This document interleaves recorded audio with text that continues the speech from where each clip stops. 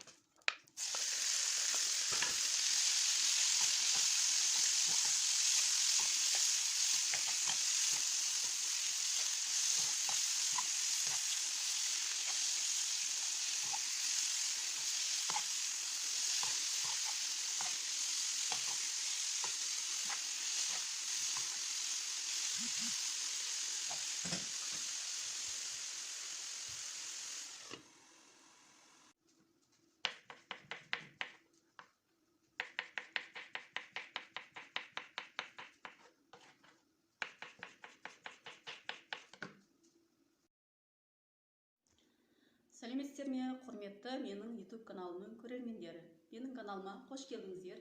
Каналымның аты қиын емес, өйткені өмірде қиындатпау керек. Барлығы да оп-оңай.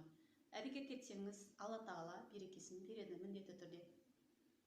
Мен өзімді таныстыра кетсем, есімім Балзия болады, Астана қаласынанмын. 3 баланың анасымын. Үйде отырған аналардың бірімін. Мен бұл каналымның ашуымның себебі, мен сіздермен өзімнің білгеніммен бөліскім келді. Яғни мен не білемін? Мен дәмді тамақтар істей аламын, тігіс түрлерін білемін, өзіме, бала-шағама киім тігіп, сіздерге соны оңай жолын үйрететін боламын. Менің видеоларымды бірінші болып көру үшін менің каналыма міндетті түрде подписаться етіп, лайк, комментарий жаза кетіңіздер.